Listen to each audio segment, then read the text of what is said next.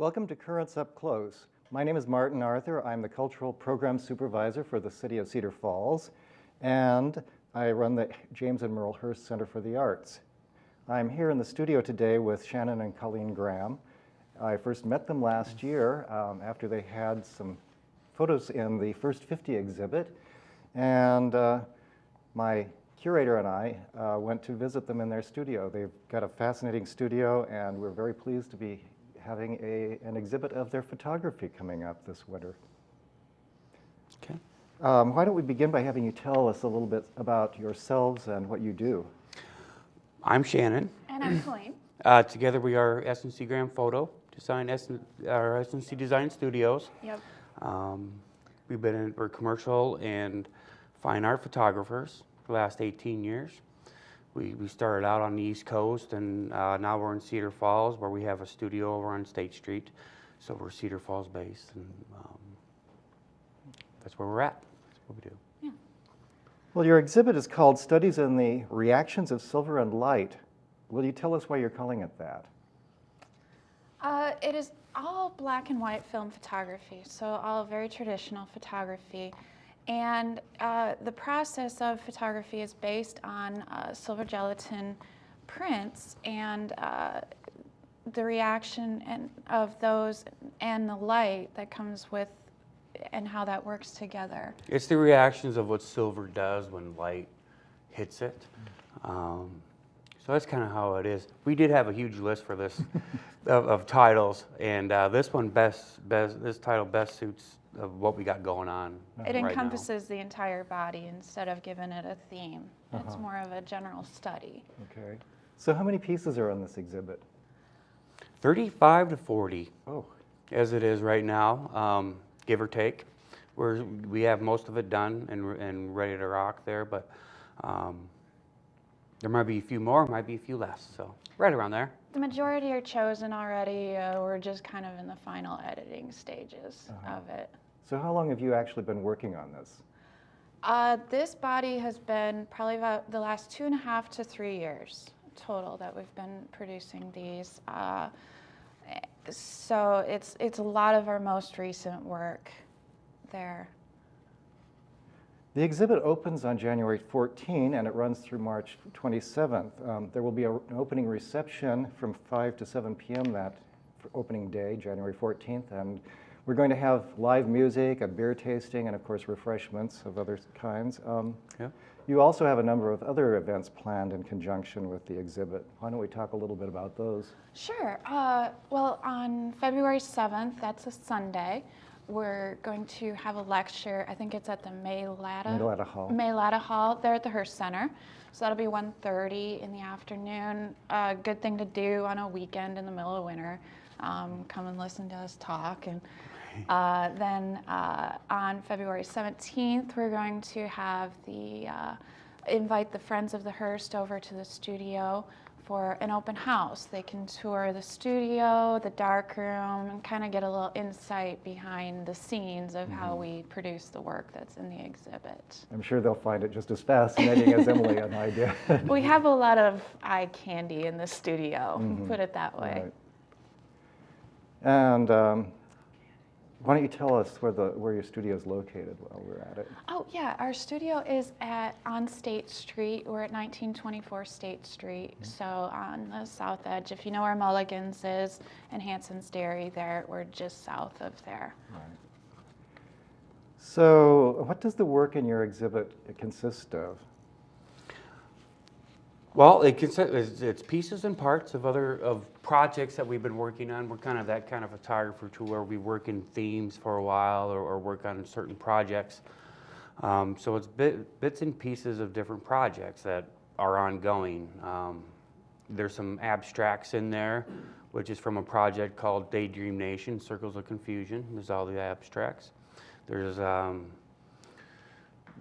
a project in there called Workings, which is bits and pieces of machines and industrial stuff, and it's just showing details and shadows and tonalities of ordinary objects that you might not be able to know what the subject is, but that's okay. you know, we're with our equipment and things, and we like to manipulate reality a little bit and just show the tonality and the beauty in things, and just a different way of looking at your world around you is what basically the pieces are. Mm-hmm. There's the Things Project too, which is a series of still life images that are a little bit more mysterious and thought-provoking, shall we say. And a lot of our work is, some of the pieces in there are more of just studies of light, you know, shadows falling onto different objects. And we like to shoot a lot of vintage stuff. Yep. A lot of vintage objects and scenes, tabletop sets that put some of that together. With your vintage cameras? Yes. Yes, we use all manual, all vintage equipment, and a lot of times we build our own sets. So it's from ground up photography. It's, you know, we do everything ourselves. It's all in-house. Well, in these days of digital photography, you're still doing everything with film and the darkroom. Why do you choose to do it that way? We like the manualness of it. All of our equipment is, there's no computers in these things. There's not even batteries in them. You know, we deal with photography at a molecular level, as opposed to digital photography is, you're dealing with electrons. Mm-hmm. Film and analog photography is much more organic. It's very natural. Go on that. Yeah, you know, we like to unplug and get away from the computers. If the film process forces us to slow down a lot and contemplate more of what we are shooting. We may take just one or two shots of a particular image, and we have to get that right within there. So, you know, it's much more relaxed, much more thought-provoking. I liken it a lot to, you know, how a painter approaches a blank canvas. That's more similar to there is no preview like you do on your digital camera where you have that screen behind it. This film photography requires more vision and more know-how. The computer's in our head as opposed to in our hand. And I like that aspect of it, and I've always loved film and darkroom work, and it's because of that. It's a practice in vision is what it is. So what advantages are there to using film rather than the digital? A lot of times it's tonalities. The size of film that we use, you know, you get good resolution.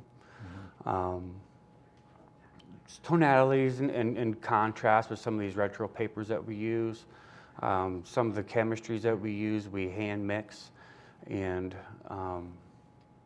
you bring out certain, you know, if you want something a little bit warmer tone, well, there's chemistries for that, you know, a little this, a little that, and you mix that up until you got it right, and until you match that picture in your head. And that's kind of just how we roll there. And there's a big difference between the look and the feel of an analog photograph on paper versus a digital picture that has been printed. Right. You know, there's a grain in film photography, and then there's pixels in digital photography. And there is a big difference between those, the look and the feel. It's more authentic look to the image when it's printed with film. Well, and if you blow it up, it doesn't just pixelate the way that digital things do. I remember years ago there was a film called Blow Up where they kept blowing this picture up more and more so they could solve a mystery. Yeah. That wouldn't happen with digital. No. And the films that we use, the medium and large format, the medium format is basically 4 times the size of a 35 millimeter, if you're, people who are familiar with that we used to use. And then his large format is considerably bigger than that. So we can enlarge things even greater and manipulate them without losing any of the quality. And on the molecular level too, you know, molecules can do that better than what electrons can. It's just the way technology works.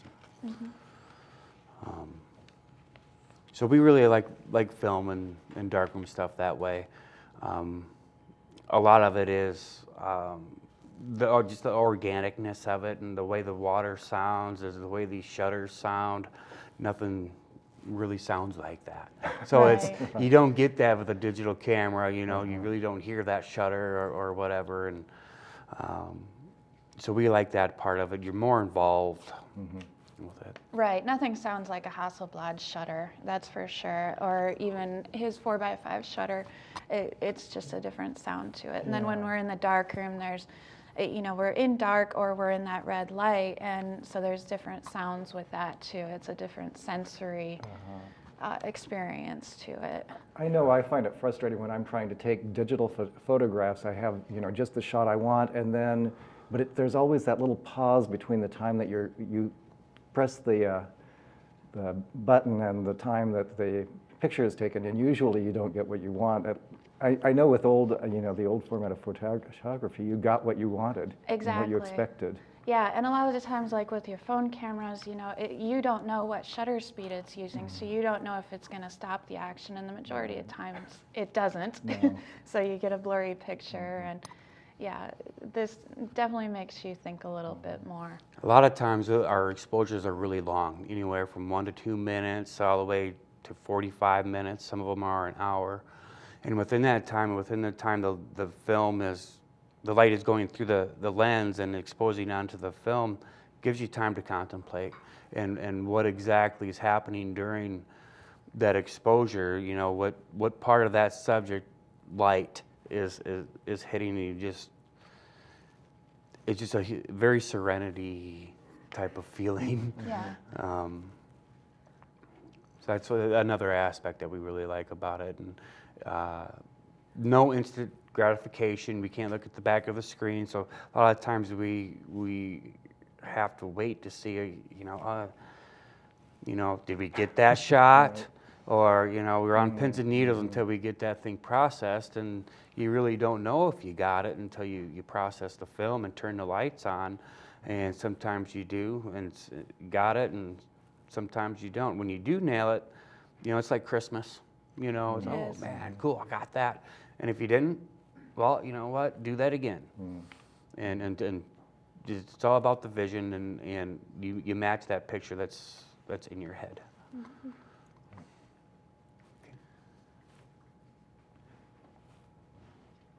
Well, let's take a break now, and we'll come back and talk to you a little bit more about the lost art of the darkroom. Okay. Pretty much a good day for me would be people leaving their hands off of me. I'm always called names. Everywhere that I go, there's always someone calling me names, calling me gay. I've been choked, thrown up against a wall, punched. Nobody's ever tried to help me.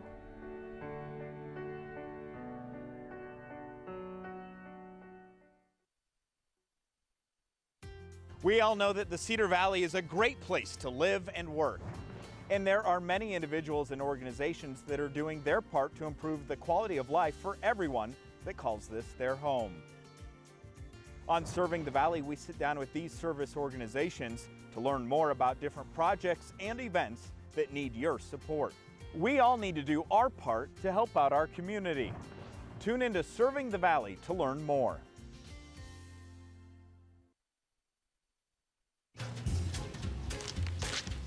Really?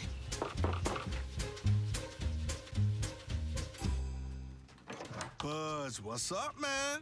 You left some leaves burning out here. Yeah, I just came in just for a second. Come on, man. If it's too hot to touch, it's too hot to leave. You could torch the whole neighborhood. It's a good point there, Smokey. 9 out of 10 wildfires are caused by humans. Only you can prevent wildfires. Hi, may I please have an application? Thank you.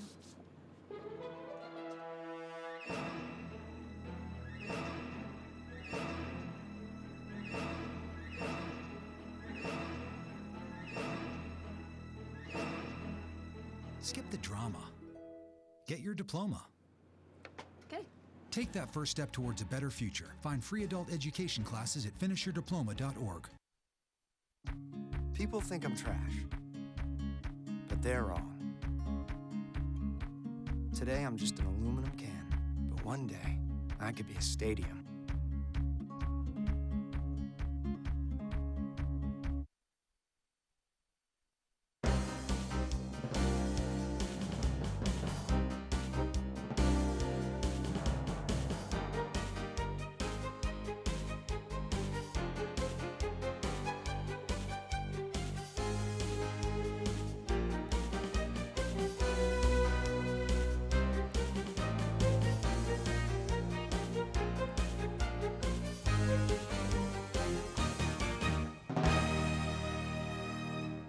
Welcome back to Currents Up Close. I'm Martin Arthur, Cultural Program Supervisor for the City of Cedar Falls, and I'm talking to Shannon and Colleen Graham about their upcoming exhibit at the Hearst Center, and it's called Studies in the Reactions of Silver and Light. Welcome back to, we were talking about your darkroom and how you use film, and why don't you talk a little bit about the lost art of the darkroom? You know, a lot of what the post-production in photography after the photographer comes back after a shoot has turned into into computer work, basically. So, and that's the digital darkroom. And, you know, that's a lot of sitting in your office chair staring at a screen, where in our darkroom, it's very physical. It's very lively. We work under red light, and we have our 2 enlargers there. We work with paper and film, so it's a very tangible process that we work with. Yeah, it's very physical. You know, when you're working in the darkroom for 10, 12 hours and standing up, and there's a lot of things going on in your head, and you're listening to timers, and you're listening to the water drip, and it's just the whole experience of that. That digital photography takes away from you, and I think digital photography kind of cheats you that way. And like I said, when you're printing and processing for 12 hours, and at the end of the day, you know it kind of hurts, you know. It is a physical job. It's a very physical job, and a lot, you know, digital photography takes a little bit of that physicalness away. Well, you're mixing chemicals and. Yep. Right. So it's also probably you have a little bit of the sense of smell going on there. Oh yeah, ventilation is a massive issue. Yeah, yeah. So once in a while we do that. I get out of that room and take the dog for a walk for a second. Get some fresh air. It's always good. And like when we're processing our film, we have to do that in the dark. Well, especially with his 4x5, he has to do all of that in complete darkness. So we don't even have the advantages of red light. The red light is for when we're actually printing, because paper is not sensitive to the red light. So he can be in there for an hour and a half at a time in pitch blackness. And you have to know where everything is in the darkroom. It's very organized. It's like a big memory game. Like, you know, where's my scissors? Where's this? And where's the water turn off? And it's also a great time for me just to reflect and think. I solve a lot of world's problems in my head when I'm in the darkroom. It's just me and my film and my chemistry, and that does a whole lot for me as a person, I think. And that's just kind of how I roll with that. And there's little challenges we give ourselves, because like with my medium format films, I time myself on how quickly can I roll 10 rolls of film onto the spools in order to get them ready. She's a marathon roller. Yeah, so I challenge myself, and I can do it really fast. So you roll your own film. Yes, yeah, because we have to unwind it from the spool and then wind it onto a spool that in the developing tank. Then. And for sheet film, of course, you got to unload your holders and you put them in the film hangers for processing, and that's a whole different gig there when you're looking for stuff around, and you're not really looking, you're feeling, and just trying to figure out where you're in your room. It does get very comfortable once you've been in there a while and you know where everything is at, and your eyes begin to acclimate so you can actually see shadows, and we have glow-in-the-dark tape on certain spots. Yeah, so. yeah, you know, after 15, 20 minutes in there, you kind of start to get night vision a little bit, and either that or it's just spots in front of your eyes, you know, whatever. Right. We talked earlier about the variety of things that you're going to have in this exhibit, and what are you trying to convey with this body of work? Tonalities, contrast, which is another reason why we use film, and that there's just beauty in everything. We are very lucky to have the sun, which is a star, and we are just in love with light, and that's what we want to convey to people, that there's beauty all around us and just a different way of looking at your world. In you know, there's shapes and tonality, you know, the way the light hits something it's all magical to us, and how that works. We're lucky enough to be on a planet that has light like this. And so that's what we're kind of trying to convey with that, and how traditional photography really embraces that light. And it's all about light. Light and silver. Right, So and the absence of color through black and white lets the viewer see things in a different perspective with that, and you know, the color isn't muddling our brains, and so it lets you see more of the form and the basic beauty of objects. And we love rust and dust because it's got more texture to it. Yeah, and we can change the color of things. You know, we can make the sky black. We can make reds look black. Make reds look white. So we change. I like messing with reality that way, and so it's really not what it is in real life. And so that's why in a lot of these images, you know, you really don't know what it is because it's not reality. You know, it's more Right. It's more filtered reality. So what's your thought process as you're doing this? A lot of times it starts out as just an idea. Or a picture in our head. Or a feeling. Or a feeling. You know, what does love look like? You know, what does anticipation look like? What does sadness look like? And we just try to photograph that. And to me, love is light, and the way light loves everything, and it does not discriminate. And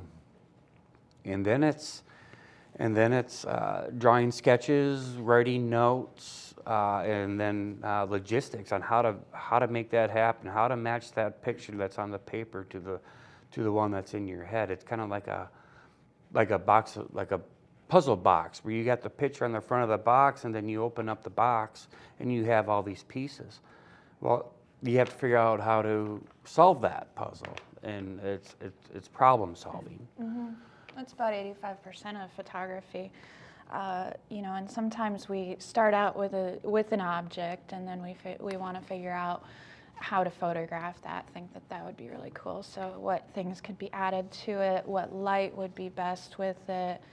And you know, there are occasions where we go out on location and shoot that we find this really nice scene or this nice small vignette area, and the light isn't perfect, so we got to go back tomorrow, or we got to go back the next day. We're constantly looking at the sky and looking at you know, following the weather. Sometimes the wind's even too high, because if he's at a long exposure, his camera can shake.